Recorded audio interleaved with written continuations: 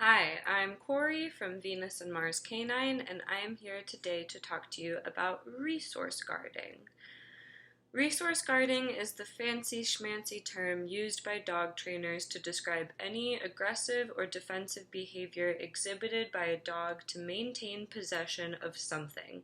This possession can be literal, such as a ball in the dog's mouth, or it can involve the possession of an idea like territory or the opportunity to access something. Guarding behavior can be strengthened or weakened by the environment, but most trainers would agree that the predisposition to guard is at least to some extent genetic and thus part of a dog's temperament and personality. Is a guarding dog a bad dog? Guarding tendencies do not inherently mean that a dog will be problematically aggressive in every area of their life. In fact, it is not uncommon to see a working line breeder, such as shepherds bred for protection sports, etc., bragging about their little puppies' guarding behavior, the idea being that if the dog is passionate enough about resources to guard them at such a young age, they will likely have more drive to work for those same resources once they are taught to channel their feelings into appropriate outlets through training. I myself have met plenty of puppies and newly adopted rescues who dabble with food guarding in their first few weeks home, but with some lifestyle adjustments and simple exercises to be discussed later, they grew up and no longer had issues. Similarly, many shelters in recent years have completely stopped conducting assessments where resource guarding is intentionally provoked in order to see if the dog will do it, because the intentional provocation of guarding in a stressful environment where resources are limited has been seen to not represent how the dog will act in a normal home. And I cited some sources below in case you're wondering about that. That being said, an adult dog who has spent a lot of time rehearsing guarding can be scary. Additionally, a dog who escalates quickly, giving minimal warning signs for only a second or two before lunging and snapping, is significantly more dangerous than a dog who does a lot of warning behaviors such as prolonged freezing and growling. There is also the factor of bite inhibition, meaning if the dog does go to bite, do they intentionally exert very little force in order to simply make a point without hurting anyone, or do they bite down hard and or multiple times? In addition to what exactly triggers the dog and whether or not those triggers can be predicted or controlled, these are all factors I take into consideration when assessing the severity of a case of resource guarding. Who is the victim? Firstly, it's important to know that not all dogs who guard will exhibit the same guarding behaviors towards everyone equally. Behavior directed at a stranger or a child might differ from behavior directed at the primary caretaker, for example. Guarding can also be directed exclusively at other dogs and never towards people. I have met plenty of dogs who will start fights with other dogs but would never think to aggress towards a person. Of course, there are dogs who do both. I've noticed that dogs who guard towards humans are typically willing to also guard towards other dogs, although this may not always present a problem due to a lack of opportunity. If the dog is generally not social with other dogs, the issue of dog to dog guarding doesn't get discussed much or isn't focused on because it's simply not a situation that arises in their lives. Okay, now I'm going to go through a list of potential resource guarding triggers, and of course, this is not an exhaustive list. Food and other consumables such as bones or rawhides, potential access to food, think of a begging scenario, toys, stolen objects like socks or paper, smells, water, beds, couches, corners of the room that are associated with rest, crates, under a table, under the owner, human affection or attention, or the dog's perceived access to that affection and attention, a human in general, be it one particular human or just a human when the thought strikes, other dogs, guarding one dog, or I guess a human too, or guarding a dog from another dog or a human, is what I meant to say. Attention from playmates or housemates, or just that dog, period, even if they weren't getting attention or playing with them. Thresholds like doorways and hallways, other areas that represent access to something like thresholds, windows, a place where food is prepared, a home or backyard. Now, some dogs have one or two triggers on this list, and their guarding behavior is isolated to very specific circumstances. But the more triggers on this list that the dog has, let's say if they definitely check 4 of these boxes, the more likely they are to exhibit guarding behavior across more and more, or most, if not all, situations, at least when the conditions are right. In other words, if the dog is frequently considering guarding, they are more likely to expand their concept of what is worth guarding. All right, now we're going to talk about stress and trigger stacking. Even though some dogs might hide some of their guarding tendencies in a new environment because they are feeling shy or distracted, it is important to note that in general, stress is likely to bring out guarding tendencies. This is because guarding behavior serves as an outlet for excess energy and emotions, and it also provides dogs with a sense of control over a situation where they might feel out of control. So if your dog guards, you should consider what other triggers they have recently been exposed to or are still being exposed to, and assume that the compounding of those experiences might make the guarding scenario more intense than it would be otherwise. Common compounding factors include body sensitivity, like being touched, stranger danger, dog selectivity, general over-arousal or excitement, and misplaced herding instincts. Health issues and pain can likewise exacerbate guarding. If you feel grumpy or if you feel bad and ouchy, you're going to act grumpy. So if there is any question about the dog's physical health, that needs to be addressed immediately. What are signs of guarding? This is also not an exhaustive list. Stopping eating or eating faster, rolling on a resource, whale eye or side eye, closing the mouth and tightening the lips, hard stare or face muscles hardening, slow or tense body movements, anal plant or anal swipe, freezing or stiff muscles, leaning, pushing, or sinking weight into a person, jumping up onto something or gaining elevation, hovering, paw wrapping, moving towards a resource when someone else approaches, barking between the guardee and the resource, body blocking combined with jumping up or nipping the person approaching or dog approaching, lip curling and snarling, like lipping and tongue flips, growling, vocalizing, snapping without biting, and biting. None of these behaviors indicate that guarding is definitely happening. For example, some of them simply indicate possession, meaning that the dog is strongly attached to something or just like very much having it. Think of especially like leaning into someone when the dog is getting attention, getting pet.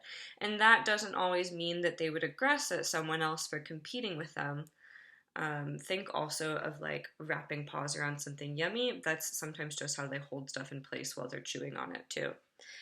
Most of the stress-related behaviors are also common signs of defensive behavior in general, regardless of whether a resource is technically involved, such as whale eye or stiffness. To determine if actual guarding is happening, you need to look at the whole picture, not just a snapshot in time. Okay, now this is the visual section of this article. Examples. In addition to some pictures donated by friends and found online, I'm about to show you a bunch of pictures of my own dog displaying resource guarding behaviors. But just so you don't think I'm a professional trainer with a dog who is a menace to society, I will tell you a bit about her. Mars is my now 8-year-old blue heeler female who I would label as a moderate guarder. She will guard anything and everything on the list above against other dogs who are not her brother or housemate, Cupid, religiously, if she's allowed to. She will be tempted to guard anything on that list from her brother Cupid, sometimes when she's in a particular mood, if I allowed her to. She will guard food, toys, and other humans from humans who are not me, sometimes when she's in the mood, if allowed to. These tendencies are very ingrained in her temperament and tied to the rest of her personality. And you will hear a lot of people say herding breed females are predisposed to being like this. She used to guard food and bones for me when I first adopted her when she was 9 months old, but that is something we fixed quickly. Her saving grace is that she has lots of warning signs, which are what these examples are, and a very inhibited bite in most circumstances. Or at least, I should say, she's capable of having a super duper inhibited bite, and that's what she normally does. Additionally, Cupid is extremely deferential to her, which is something I cultivated on purpose, so genuine conflict between the two of them is rare. Mars's compounding triggers are that she doesn't really like other dogs, she has strong herding instincts, and she's triggered by fast and erratic movement from humans or dogs, and she has body sensitivities with strangers and other dogs. They do not try to take her anal temperature at the vet anymore. Mars has some very solid formal training skills, obviously. There have been many situations in her life where she is incapable of making a single good choice on her own in a particular environment, like being at a gathering or party with another dog, and so she has had to be in a downstay by my feet for 3 or more hours. I do not make her endure this all the time, but if it comes up, we can both handle it. That being said, here are the examples.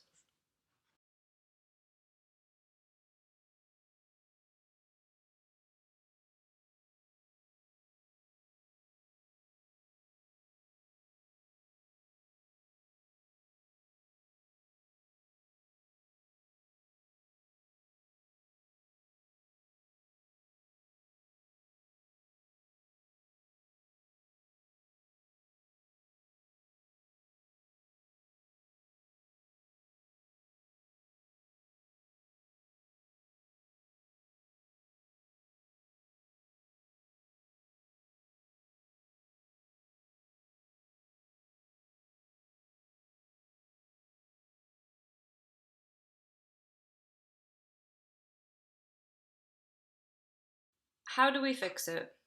For basic guarding of food and stolen objects, there are a couple of tried and true exercises that I like to employ that teach dogs to share their goodies. I also think it is important to let a dog eat or chew yummy things in a calm and safe space, and to not let other dogs or children go very near and thus harass the dog while they're eating. I absolutely do not encourage manhandling a dog while they are eating. Each case of guarding is unique and may require special recommendations in terms of your management and training plan, but I have some overarching themes that I'd like to still address. For more complex guarding, especially directed towards humans, I have what may or may not be a hot take. You tend to hear two polar opposite advices for guarding. One, you need to show your dog that you are the pack leader and that aggression will not be tolerated. Or two, you need to show your dog that you are very friendly and only want to give them cookies in all of these guarding situations. Which one of these lenses is right in my opinion? Neither. The right answer, in my opinion, you need to show your dog that you are not looking to instigate conflict, meaning you should not be yelling no or otherwise showing the dog that there is indeed a dramatic fight going on. You need to be a calm leader who is able to direct your dog reliably away from trouble through a trained system of communication. Since we use so much positive reinforcement in our training, the stress of guarding scenarios tends to be counter-conditioned so that we start to replace bad feelings with good feelings. But the training also gives us reliable control. What I tell people who have dogs who think about guarding often is that even though we will succeed in reducing the intensity and frequency of these guarding events on a day-to-day basis, the dog will likely still have the thought to guard sometimes during surprise events, which means that it is imperative that we have high-level control taught through formal skills proofed under distraction. The dog needs impulse control training because guarding is often impulsive. When you train your dog to respond while distracted, the instinct to guard can be treated as just another distraction. The training. Prevention. Prevention is the best medicine. Especially for dog-to-dog resource guarding, you should structure your dog's life so that they do not feel like they need to fiercely compete for resources or defend their ability to eat and rest comfortably. Safety. Tether. Training with a dog leashed and tied to a sturdy point might make sense to prevent them from getting into trouble while still safely being exposed to a trigger scenario. Baby gate. Same thing, having the dog behind a baby gate. Drag line. Having the dog drag a leash on the ground so that you can pick it up and lead them away to de-escalate a situation might be a good idea. Leash in hand. This is usually for if the dog is not guarding from you. Holding a leash in your hands might make sense as a backup safety. Depending on the situation, it also might make sense even if the dog is guarding from you. Tone and body language. Your voice should convey calm, confident leadership. You can still sound bright and pleasant when applicable. It is also often wise to avoid body language that is confrontational, such as leaning over or hovering over the dog, quickly walking directly at them and grabbing them, etc. Hands in the dog's mouth warning. I wish I didn't have to say this, but it comes up all the time still. If the dog is consuming something and you put your hands in their mouth to take it out, you are asking to get bit. Muzzle. If the training dog in question is a moderate to severe bite risk, it is wise to train with a muzzle on, especially in the beginning of training. Overall structure and boundaries. A dog who is regularly attempting to guard typically benefits from following rules, structures, and boundaries throughout their life. Does the dog regularly practice waiting at a door before going outside? Are they used to only getting on the couch when invited and getting off when asked? Are they regularly asked to ignore distractions and focus while on walks? Introducing all of these ideas, or some of these ideas, involves impulse control, which I metaphorically describe as a muscle in the brain that the dog needs to make stronger in order to be able to control themselves reliably, which is good for a guarding case. Relationship. This is sometimes relevant and sometimes not. If there is a human or dog who is a main target of a dog's guarding, it is worth asking and investing time into ensuring that the two creatures have a decent relationship outside of the context of the guarding. Is the guarder being pushy or bullying the guardee in general? Is the guardee a pushover? Are either of them tense and distrustful of the other on a regular basis? Many such cases benefit from bonding time that is structured and perhaps indirect even, such as side-by-side walks, so that the two of them associate the other with something pleasant for once. I'm talking about dog to dog and dog to human here. Or perhaps a group training session would be the positive experience needed for them to bond. Formal skills.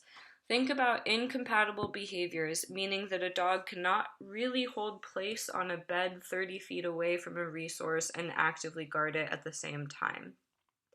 This is a list of skills I will typically have guarders practice to a high degree of reliability under a variety of distraction.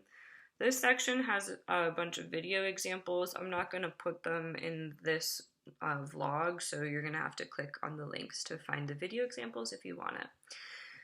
Sit stay for food bowl or other resources being given. A lot of people do this on their own already, but sometimes they're sloppy about releasing the dog with good timing, so be mindful of that. And if you don't know what that means, then see the example. Basic food bowl counter conditioning. There are a few variations on this technique, but it is a very simple and effective way of counter conditioning the stress from a human approaching the food bowl. Recall or call away from resource. This example shows calling away from a food bowl specifically, but this is an important life skill for any version of guarding. Place or out/away. Sending to a target or out of a room is an important skill to teach a guarding dog to move away from a problem situation without necessarily needing to come back to the handler. This is particularly important for dogs who guard the handler themselves, since calling them to lurk near you might make an owner guarding situation even worse. Off or call off of furniture. Dogs guarding the couch, get off the couch. Drop it or leave it. The importance of this one is probably obvious. General stay. I showed staying for a food bowl above, but of course stay in general is important for a dog who is tempted to get themselves into trouble. Follow leash pressure. For a dog whose guarding is compounded by body handling sensitivities or reaction to the leash, frustration, it might be very important to formally teach yielding to leash pressure so that we can forcibly remove them from a problem scenario while still minimizing conflict. And like all of the other lists, this one is not exhaustive. Consult a professional. My hope is that this guide helps people understand what is making their dog or their client's dog tick, even when it's more than the typical food bowl guarding. And also, I hope that it provides hope for their behavior modification journey if they have a dog who is growling and snarling. Of course, I highly recommend consulting a professional like me if you have a dog who is resource guarding. These cases can sometimes be straightforward, but they can also be complex and tricky, and the training plan for addressing guarding behavior can be easy to rush if you don't have someone guiding you through the steps. Now, go train that dang dog. Goodbye.